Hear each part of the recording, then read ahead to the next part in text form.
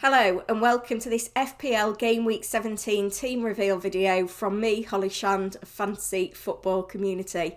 Hope everyone's had a great Christmas and of course Happy New Year. It's been a week since I've done a video. We've had 2 game weeks in that time, so I am going to start by looking at what happened in Game Week 15 and Game Week 16, and it's been complete chaos.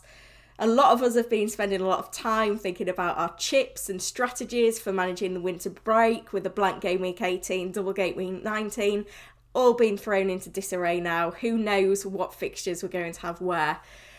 Game Week 15 then, this was the last one before I hit the wildcard button. It was a very solid game week for me, 59 points. I'd brought in Trent Alexander-Arnold for a 1-week punt, which didn't pay off, but I had a double clean sheet from my Southampton boys. Bruno Fernandes delivered big points, as did Bamford and Watkins. Other than that, it was a poor showing from the rest of my squad. Souček, unfortunately, with 10 points on the bench, and a Salah captain blank.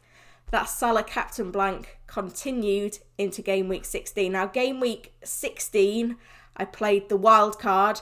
I didn't make a massive amount of change, but the plan was to build a team to bench boost in Double Game Week 19 with possibly a maximum of 15 players for the Double Game Week and free hit in the Blank Game Week 18. So McCarthy stayed in goal with Johnston coming in purely for the double. I'm planning to play McCarthy in most games anyway, but it's good to have an option on the bench. I went with Robertson as my Liverpool defender. Justin and Taylor kept to their places. And then I reluctantly sold Kyle Walker-Peters because he was on 3 yellow cards, and also because I didn't like the look of Southampton's fixtures to really want to play him in the next few games. So I brought in Luke Ayling instead at Leeds United. I went for him over Dallas because Dallas had 3 yellow cards. And I chose him over Alioski as well because I thought he was more nailed on long term. And then I really wanted Kufal as well, but my funds couldn't quite stretch to him, so I went with Balbuena as my 5th defender. Wasn't planning on playing him for the next couple of games anyway, but West Ham do have a good set of fixtures in the double. In the midfield, Salah, Fernandes, Souček stayed.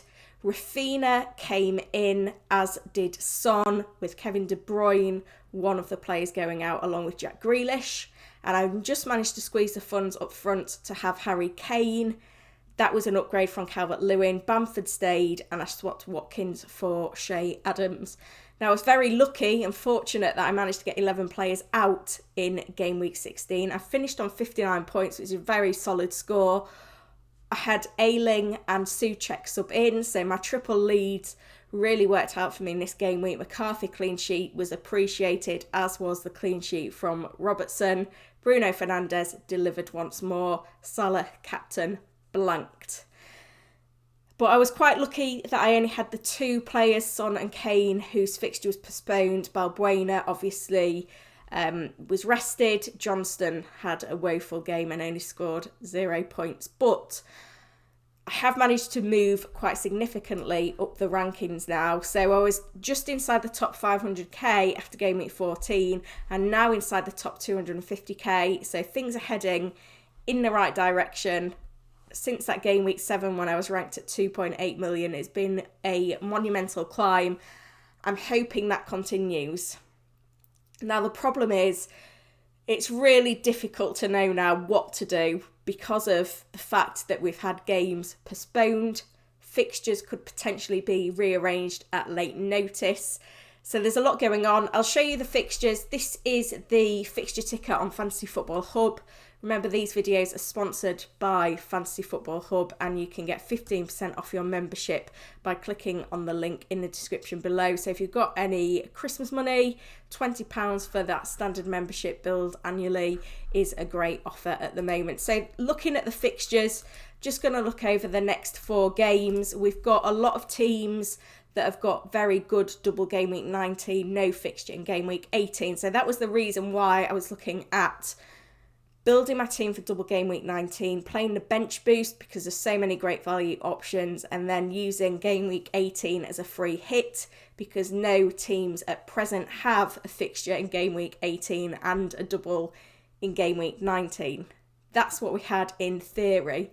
However, with all these cancelled fixtures in game week 16, could they move into that? It didn't look like it would move any cancelled fixtures into game week 18 or double game week 19 when we started, but late news emerged yesterday from Gabby Logan on the Amazon Prime coverage after the Liverpool game, where she was quoted as saying the 2 matches from this week, the Everton game and the Spurs game, will be rearranged in January.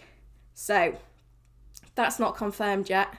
That could even not be true, but it is something we need to consider. So Ben Crellin, if you don't follow him on Twitter and follow what he's doing, you really need to.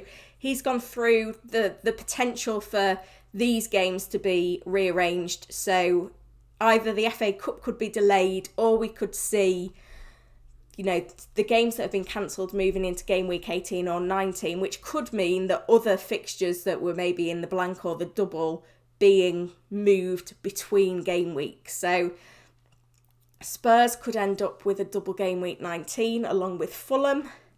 That's an option. And there's also an option that Manchester United could end up with a fixture in the blank and not a double. So there's a lot there to consider.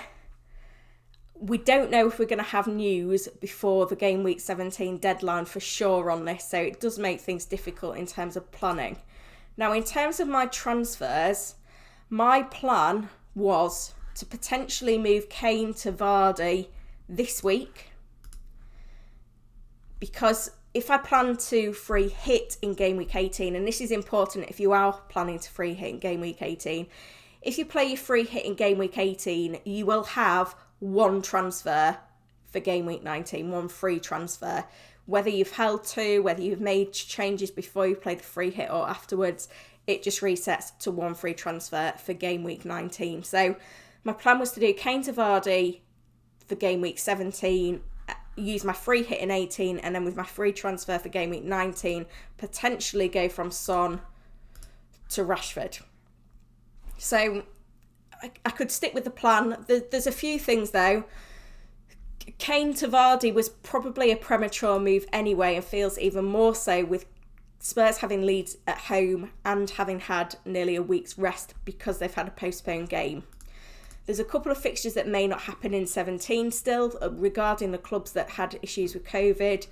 The ones in jeopardy, potentially Burnley against Fulham, potentially Chelsea against Man City. Sheffield United have had issues and Arsenal have had issues as well, so that's well worth considering. I've also got this problem now with Charlie Taylor, who's set to be out for maybe 2 to 3 weeks. He could be back for the double game week. He may not be back for the double game week. Probably the obvious move would be to use that transfer that I've got to use this week if I free hit in 18 and go probably from Taylor to Lowton. I could go Taylor to Peters, but I think, if Taylor's back, it's a difficult one. However, I may decide not to free hit in game week 18 if fixtures move. I will struggle to get any more than 6 players out, and it probably would jeopardise the strength of my bench boost in 19, which I probably don't want to do either. But I also think with the number of games that now need to be rearranged that have been postponed already this season, and any more that are likely to come, that free hit could be very valuable down the line. That I had the conclusion before that bench boost looked very good for 19, and in order to maximise its potential, it made sense to free hit in 18, but that might not be as clear now. So what I am going to do is not make any transfers until close to the deadline on Friday. So I've got as much information as possible. I could roll the free transfer. I could go from Taylor to Lowton. There isn't really many other options. I could look maybe at the Fulham defence. Not very appealing. I've only got 4.5 million to play with. I can't get another Leeds defender. There isn't really anyone particularly that I can afford that's got double game week, or I'm choosing from clubs that have got COVID issues. So it's not great. I probably don't feel like I'm in as strong as a position as I was before, but I'm going to try and stay flexible.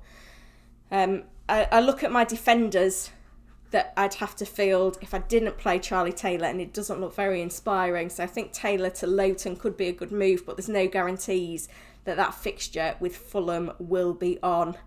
It is on Sunday, so it does give Fulham a bit of time, but not a lot of time. So I probably have to rely on that bench anyway. So in terms of my plans then for Game Week 17, obviously this is a team I think I will probably play Souček over Rafinha.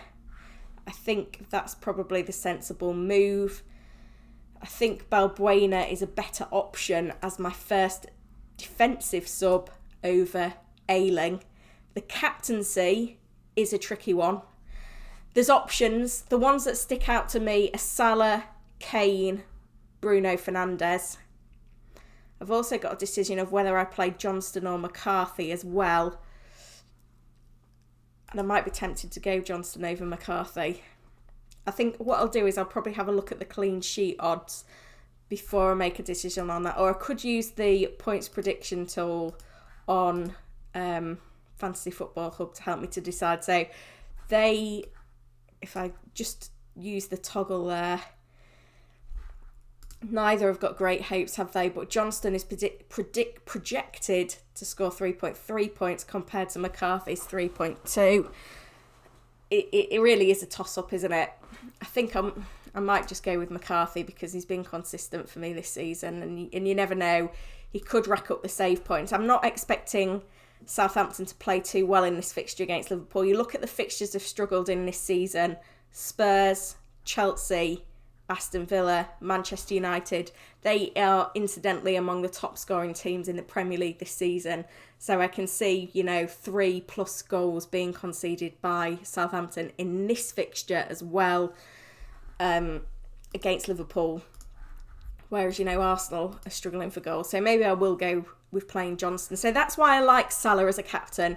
He's blanked in his last 2 games. It's very rare that Salah goes 3 games blanking. And they do have quite a big gap between the fixture, which comes on Monday night.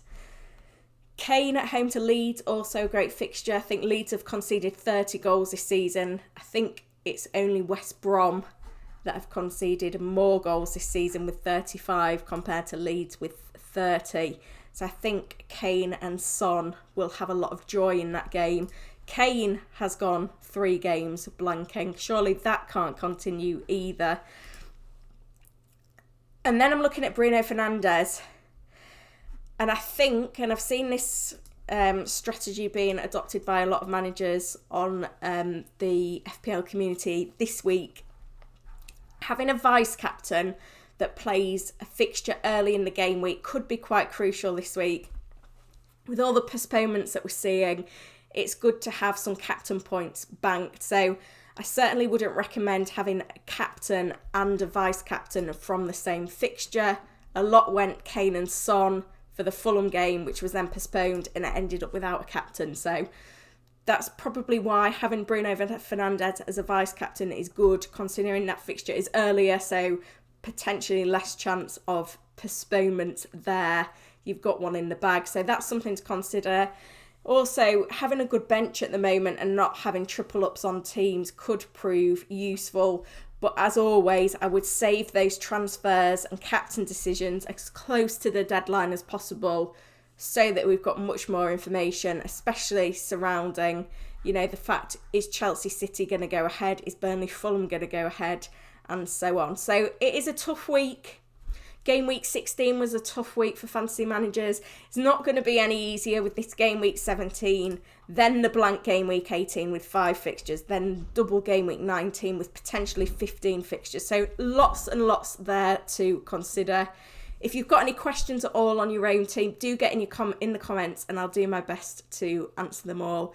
Take a look at that Fantasy Football Hub membership with 15% off. And thank you so much for supporting the channel in 2020. It's been a tough year. We've had a lot of times where we've had no football because of COVID. But it's been great to keep the channel going over 2020. So if you have enjoyed what I've done, please don't forget to like and subscribe to this video, and all your support is hugely appreciated. And I hope that everyone has a great new year and that 2021 is a good one.